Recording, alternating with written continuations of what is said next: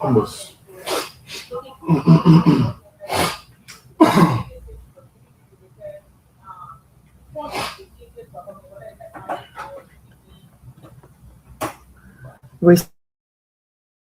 Receiving the petition, Police Inspector General Gregory Coleman assured the group of a full, transparent, and speedy investigation into the case. He further disclosed that gender-based violence issues have now been elevated to a state security priority. Inspector General Coleman also promised to forward the petition to President Joseph Boakai for review.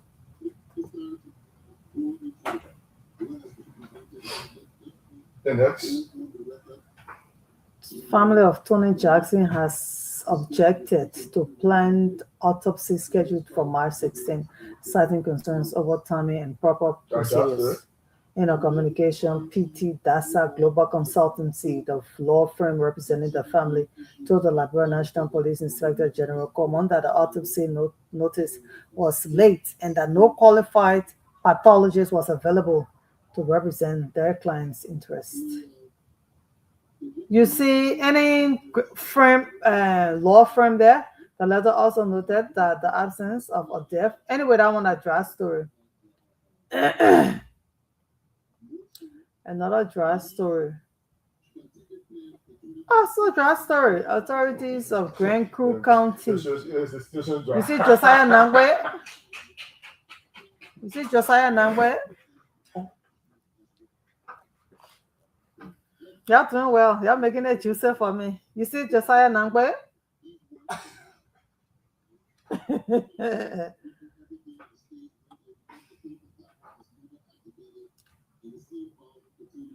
As Police IG Gregory Coleman. Flip off volume so the audio can come into my life.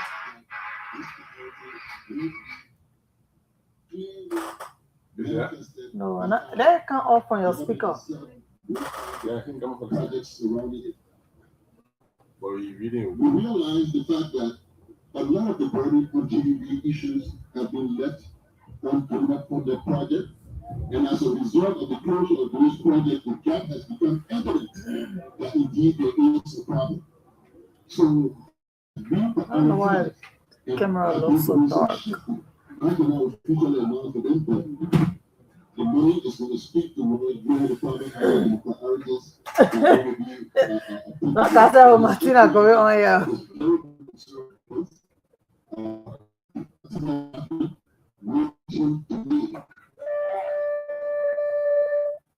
He is Police Inspector General Gregory Coleman, as he spoke with women from different walks of life as they presented a petition concerning gender-based violence recently, especially against Tony Jackson, deceased wife of economist Sam Jackson.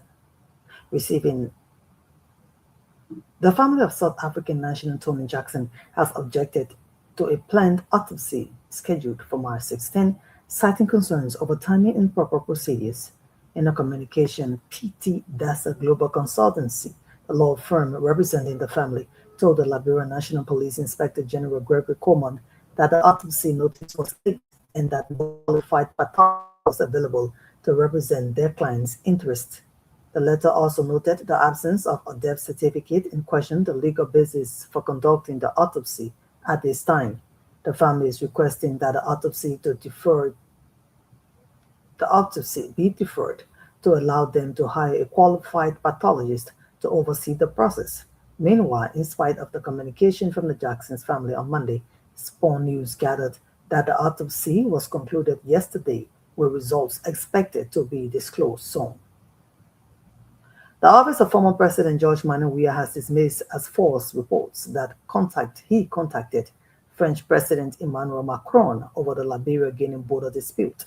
In a statement, Chief of Staff Eugene Len Nangwe clarified that Mr. Weah made no such request for foreign intervention, describing the claims as misleading.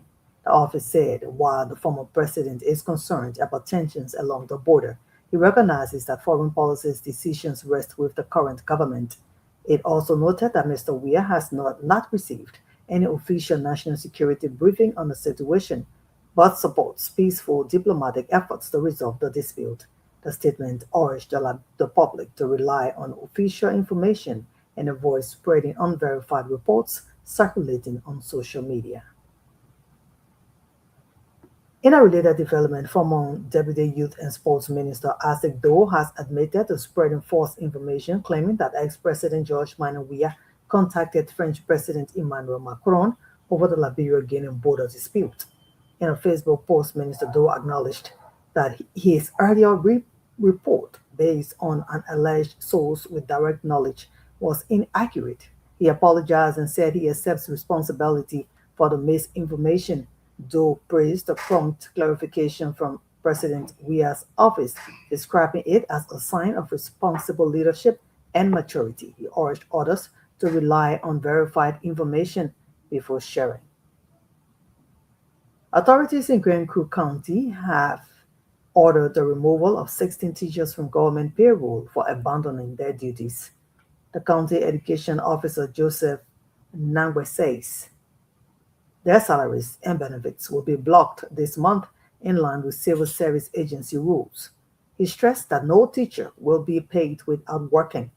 Mr. Nangwe made a statement Monday in Barclayfield describing the move as part of reforms introduced since he took office last year. He also disclosed that many schools in the county are in poor condition with efforts underway to improve them.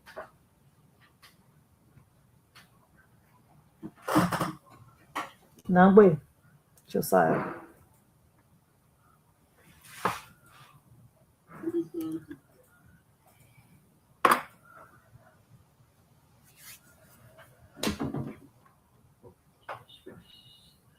Josiah Nangwe.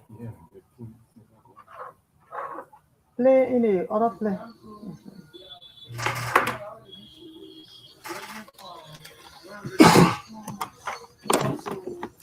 This is my first trial. We're going to do better more and more, okay? Okay.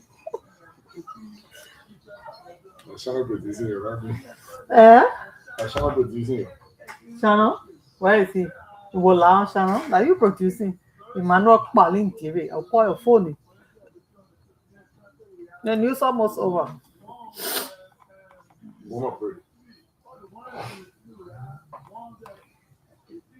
The office former president. So after Josiah Nangwe, we have Sister Mary Lauren Brown. You have her? Our National Police has launched an investigation on assault on Hill County Police Detachment. School leadership, the Council Association, and foreign news. It's not much. Why is silent? Anyway, recruitment.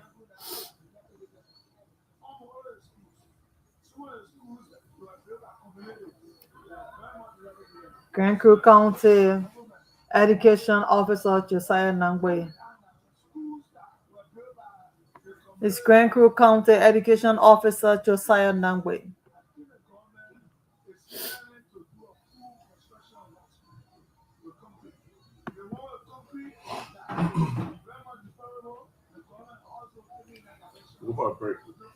Yeah, I'm ready.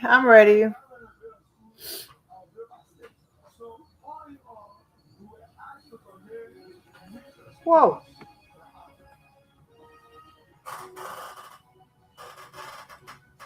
It's Grand Creek County Educational Officer Josiah Nangwe.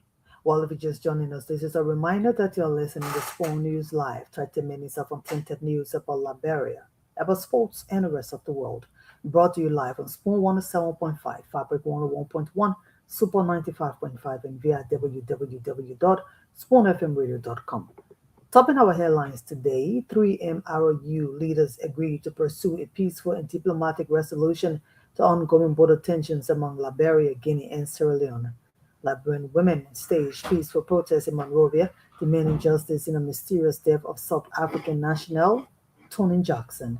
The office of former President George Weah dismissed as false and misleading reports that he contacted French President Emmanuel Macron over the Liberia-Guinea border dispute. Away from home, thousands of people flee Akobo and other parts of Jonglei state as South Sudan's army intensifies strikes to regain control. We have more developments for you following this break. Keep tuned. I'll laugh for that one. Mary Lauren, right? You rushing to go somewhere? No, I'm rushing. I don't know. Mary Lauren and Ansu Sally. And You got Mary Lauren and Ansu Sally? yes, I got Mary Lauren. Maybe I'll read and I will say Ansu Sally. But Mary Lauren, yeah. So we'll go now. She next. Okay.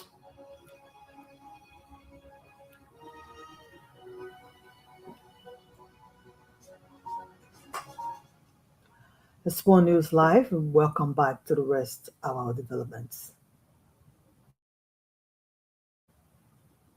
Liberians are being urged to live exemplary lives, inspired by the nation's first and seventh President Joseph Jenkins Roberts.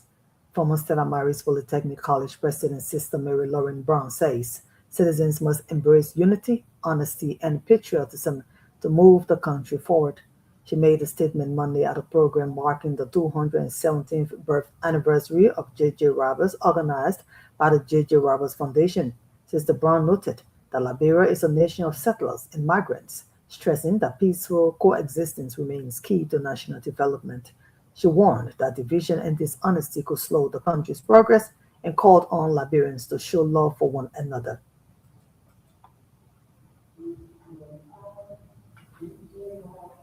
The Liberia National Police has launched an investigation into allegations of sexual assault involving an officer.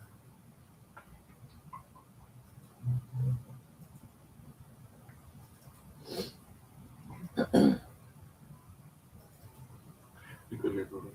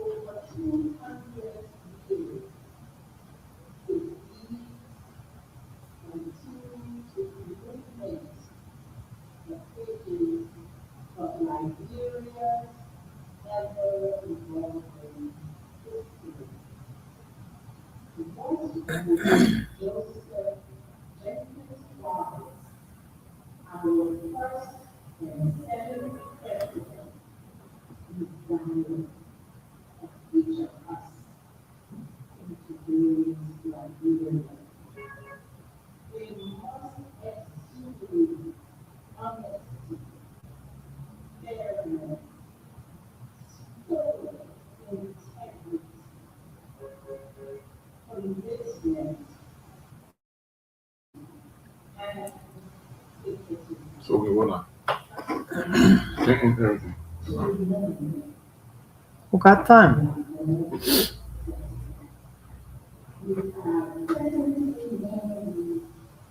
Oh, speech long, eh? We have few seconds. Okay.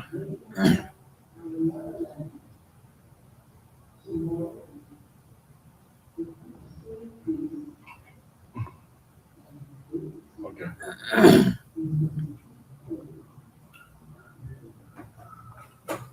She is Sister Mary Lauren Brown speaking at a program marking the 217th birth anniversary of Joseph Jenkins Roberts, organized by the J.J. Roberts Foundation. The Liberia National Police has launched an investigation into allegations of sexual assault involving an officer at the Mangibi County Police Detachment.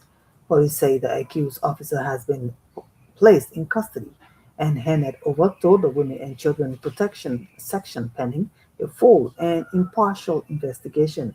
According to a police release, the complaint was filed by a female suspect who alleged that the officer removed her from her cell at night and sexually assaulted her after she resisted his advances. The officer has denied the allegations. The police warn that individuals in custody are entitled to dignity and protection, warning that any officer found guilty will be held fully accountable under the law. Authorities say the investigation is ongoing and the public will be updated as developments unfold. School leaders across Liberia are calling for stronger leadership to improve education as they mark the 61st anniversary of the National Association of Liberian School Principals. At a national symposium in Monrovia on Monday, Education Minister Jason Mali Jala said effective school leadership is key to improving student performance and creating better learning environments. She stressed that while teachers drive classroom instruction, principals play a critical role in ensuring quality education. Meanwhile, the association honored Minister Jala with an honorary membership and lifetime transformative educator award for her contributions to the sector. Organizers say the gathering provides a platform for collaboration and experience sharing among school leaders nationwide. The Ghana's Association in the Americas has broken ground for the construction of a new library in Ghanansville, outside Monrovia. The ceremony followed a fundraising event held Monday at the Township Hall. Speaking at the event, the association's Vice President Ansu Salif described the project as the first of several development initiatives and planned for the community. He called on residents and businesses in Ghanansville to support the project through donations.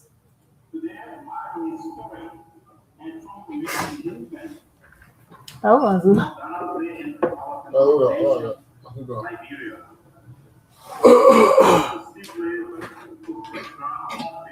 For more foreign stories, for one foreign story, thousands of people are fleeing Akobo and other parts of Jonglei state as South Sudan's army. The United Nations warns the renewed fighting could spiral out of control in the world's youngest nation. More than 280,000 people have been displaced, many seeking refuge in the dusty village of the UK. Nyawan Taiti walked 2 days with her 5 children after fleeing Ayo, where clashes between government forces and rebels loyal to.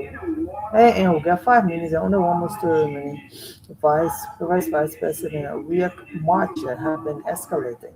She lost both her parents in an airstrike on their home. Government aims to retake their territory from the Sudan People's Liberation Army in opposition, aligned with Machar, who has been under house arrest in Juba for a year, facing charges of murder, treason, and crimes against humanity. Machar denies the allegations as rebel forces advance. Whole villages are being torched and civilians killed. Government troops have responded with heavy attacks, yet civilians remain in the crossfire, and some killings appear deliberate. Over 20 civilians were reportedly executed by soldiers in Ayod last month.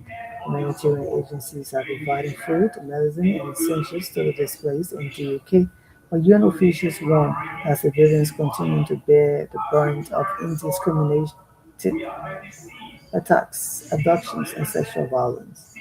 Tensions between President Salva Kiir and Maisha have persisted since the 2013 war. War shouldn't fail. Ain't see that kind of thing that can happen. War is battle. Ha.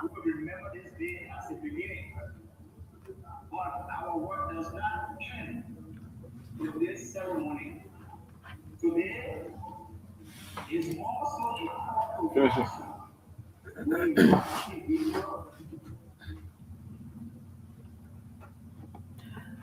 Away from Liberia, Away from Liberia, thousands of people are fleeing Akobo and other parts of Jonglei State as South Sudan's army intensifies strikes to regain control, raising fears of a return to full-scale civil war. The United Nations warns the renewed fighting could spiral out of control in the world's youngest nation. More than 280,000 people have been displaced, many seeking refuge in the dusty village of Duke. Nyawa Huang Taiti walked 2 days with her 5 children after fleeing Ayod, where clashes between government forces and rebels loyal to First Vice President Riek Machar have been escalating. She lost both her parents in an airstrike on their home. The government aims to retake territory from the Sudan People's Liberation Army in opposition, aligned with Masha, who has been on a house arrest in Juba for a year, facing charges of murder, treason, and crimes against humanity. Masha denies the allegations. As rebel forces advance, whole villages are being torched and civilians killed. Government troops have responded with heavy attacks, yet civilians remain in the crossfire, and some killing appears deliberate. Over 20 civilians were reportedly executed by soldiers in Ayod last month. Humanitarian agencies are providing food, medicines, and essentials to the displaced in Duke, but UN officials warn that civilians continue to bear the brunt of indiscriminate attacks, abductions, and sexual violence. Tensions between President Salva Kiir and Masha have persisted since the 2013 civil war. A 2018 peace deal has largely failed to bring stability, and the relationship between the two leaders remains strained amid ethnic and political divisions. Government officials say the army is responsible and taking measures to protect civilians, but acknowledge that people caught in the wrong place at the wrong time face grave risks.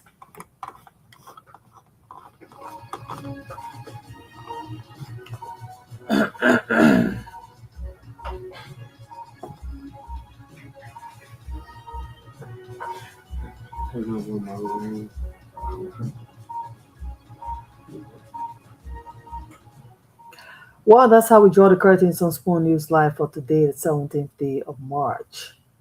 But before we leave, a recap of our top stories. The three MRU leaders agreed to pursue a peaceful and diplomatic resolution to ongoing border tensions among Liberia, Guinea, and Sierra Leone. Liberian women staged peaceful protests in Monrovia demanding justice in the mysterious death of South African national Tony Jackson. The office of former President George Weah dismisses as false and misleading reports that he contacted French President Emmanuel Macron over the Liberia-Guinea border dispute. Away from home, thousands of people flee Akobo and other parts of Jonglei State as South Sudan's army intensifies strikes to regain control. More news on the station comes on this evening at 7. That's when we'll bring you another 30 minutes of news about Liberia and the rest of the world. So many thanks to all of our contributors, our interns, our reporters, our editors, and thanks to Emmanuel Balin David who produced. My name is Lorena Honoré. I presented. Good afternoon.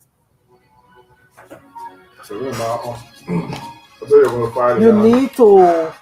You can always wait. You can leave microphone open too much. You can leave microphone open. You know how many times you leave microphone open on me? What care producer? I will find money to care producer and war. Physical cash. And I guarantee talking. I will look for raw cash. I will do whole program for us. Yeah.